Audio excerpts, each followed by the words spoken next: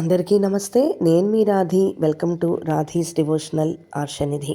ఆండాళ్ తిరువడిగలే శరణం. అందరం కూడా చక్కగా ఈరోజు 5వ పాసురంలోకి వచ్చేసాము. ముందుగా కృష్ణ పరమాత్మని మేలుకొలుపుతూ ప్రతిరోజు మనం చెప్పుకుంటున్నాం కదా, అందులోని ఇంకొక నామం గోవిందాయని నిన్ను గోపికలందరూ గోపాలాయని పిల్తురు మేలుకో, వెన్న ముద్దలు చల్ది వేడుకగా తిన్నట్టి వేణుగోపాలుడవు మేలుకో, కృష్ణ మేలుకో. ఈరోజు మనం 5వ పాసురంలోకి వచ్చేసాము. 5వ పాసురం గురించని తెలుసుకుందాం. మాయనై మన్ను వడ మధురై మైందనై தூய பெருநீர் யமுனை துறைவனை ஆயர் குலத்தினில் தோன்றும் அணிவிளக்கை தாயை குடல் விளக்கம் செய்த தாமோதரனை தூயோமாய் வந்து நாம் தூமலர் தூவித்தொழுது வாயினால் பாடி மனத்தினால் சிந்திக்க போய பிழையும் புகுதருவானின்றனவும் தீயினில் தூசாகும் செப்பேலோ రెంబావాయ్. ఇక ఈ 5వ పాసురం గురించని తెలుసుకుందాము.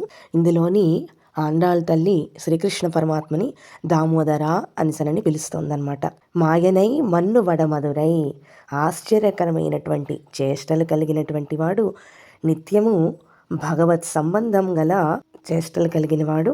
మైందనై తూయ పెరునీర్ యమునై తురైవనై, నిత్యము భగవత్ సంబంధం గల ఉత్తర దేశమందలి మధురానగరికి నిర్వాహకుడు అని చెప్తున్నారు. ఎందుకు ఉత్తర దేశమందలి మధురానగరం అని చెప్తే, దక్షిణ దేశమందలి ఉండేటటువంటి మధురానగరము మధుర మీనాక్షికి చెందినటువంటిదైతే, ఉత్తర భారతదేశం నందు ఉన్నటువంటి మధురానగరము శ్రీకృష్ణ పరమాత్మకి చెందినటువంటిది.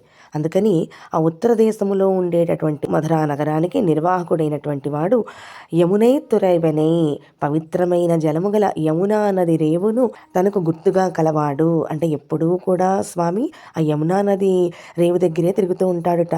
ఒకసారి ఎవరో అడిగారుట ఒక భక్తుడు, ఏమయ్యా కృష్ణ, ఎందుకలాగా ఎప్పుడు యమునా నది దగ్గరే ఉంటావు నువ్వు అంటే, ఒక్కొక్కదే సముద్రంలోని ముత్యాలు ఎక్కువగా దొరుకుతాయి, లేదు అంటే ఒక్కొక్క నది దగ్గర ఏ ఆల్చిప్పలో గవ్వలో ఇవి విరివిగా దొరుకుతూ ఉంటాయి కదా, అలాగా ఈ యమునా రేవు దగ్గర ఆడపిల్లలు ఎక్కువగా కనిపిస్తూ ఉంటారు, అందుకని నేను అక్కడ ఉంటాను అని చిలిపిగా సమాధానం ఇచ్చాడట కృష్ణుడు. అందుకని ఆ యమునా నది తనకు గుర్తుగా కలిగినటువంటి వాడు ఆయర్ కులత్తినిల్ తోండ్రుం అని విళక్కై, గోపవంశమున ప్రకాశించినటువంటి మంగళ దీపమైనటువంటి వాడు. ఆ గోపవంశానికి ఎంతో మంగళ దీపమైనటువంటి వాడు. తాయై కుడల్ విళక్కం సైత దామోదరనై, యశోదామాత చేత తాడుతోటి బంధించబడిన శ్రీకృష్ణుడు. దామోదరనై అంటే దామము అంటే తాడు, తాడుని ఉదరముకి కలిగినటువంటి వాడు. యశోదాదేవి రోటికి కట్టేస్తుంది కదా నల్లయ్యను, అందుకని అప్పటి నుంచి ఆయన దామోదరుడుగా పేరు పొందాడు. అటువంటి యశోదామాత తాడుతోటి బంధించినటువంటి శ్రీకృష్ణునికి పవిత్రమైన పుష్పాలతో నమస్కరించి వాయినాల్ పాడి మనత్తినాల్ సిందిక్క పూయ పిళయం పుగుదరువార్ నిండ్రనవం, అటువంటి దామోదరునికి పవిత్రమైన పుష్పాలతో నమస్కరించి మనసారా కీర్తించి ధ్యానించి మనఃపూర్వంగా నమస్కరిస్తే సంచిత పాపరాశి అంటే ఇంతవరకు ఎంత పాపం చేశామో ఆ పాపరాశి అంతా కూడా, అలాగే ఆగామి పాపరాశి అంటే ఇంకా రాబోయే కాలంలో ఎటువంటి పాపములు చేస్తామో ఏమిటో మనకు తెలియదు కదా, అలాగా అంటే ఇంతవరకు చేసినటువంటి పాపములు, ఇకపై చేయబోయే పాపములు, ఆ పాపరాశి అంతా కూడా ఏమైపోతుందిట, తీనిల్ తూసాగం సెప్పేలో రెంబావాయ్, అగ్నిలో పడినటువంటి దూదిలాగా భస్మమైపోతుందిట.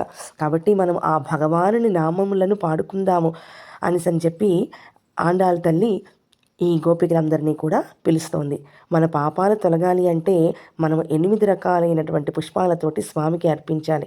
అవి ఏమిటంటే అహింస ప్రథమ పుష్పం, అహింస అనేటటువంటిది మొదటి పుష్పముగా, ఇంద్రియ నిగ్రహము అనేటటువంటిది 2వ పుష్పముగా, సర్వభూత దయ అంటే అన్ని ప్రాణుల యందు దయని కలిగి ఉండడం, 4వది క్షమ ఓర్పు, 5వది జ్ఞానము, 6వది తపస్సు, 7వది సత్యము ఎల్లప్పుడూ నిజమనే పలకడం, 8వది ధ్యానము భగవంతుని పూర్తిగా ధ్యానించడం. ఇవి విష్ణు ప్రీతికరమైనటువంటి పుష్పాలు. వీటితో పూజించి మంచి పాటలతో కీర్తిస్తే కనుక మనం భగవంతుని కృపను పొందుతాము అని చెప్పి ఆండాళ్ తల్లి చెప్తోందనమాట. అటువంటి పవిత్రమైన ఈ 8 పవిత్రమైన పుష్పాలతో మనం స్వామికి పూజ చేసి నమస్కరించి మనసారా కీర్తించి ధ్యానించి మనం ఆ శ్రీకృష్ణుని గుణగణములను పాడుకుందామని చెప్పేసి ఆండాళ్ తల్లి చెప్తోంది. ఈ కర్మలు చేయడం వలన అనేకమైనటువంటి పాపములు కలుగుతాయి. అవి మోక్ష ప్రాప్తికి ప్రతిబంధకములు. అనేక జన్మలను పొందుటకు కారణాలవుతాయి ఈ కర్మలు. కావున వీటిని నిర్మూలించక తప్పదు. అది ఎలా నిర్మూలిస్తాము అంటే భగవద్ ధ్యానము, భగవత్ సేవ, భగవత్ సంకీర్తనములు ఇవి చేయడం, అంటే భగవంతుని ధ్యానించడము, భగవంతుని సేవ చేయడము, భగవత్ సంకీర్తనలన్నీ కూడా పాడడము. ఇవన్నీ చేయడం వల్లనే మనం చేసినటువంటి కర్మలు, ఈ పాపకర్మలు అన్నీ కూడా పోగొట్టుకొనుటకు సులభతర మార్గములని గోదాదేవి మనకి చెప్తోంది.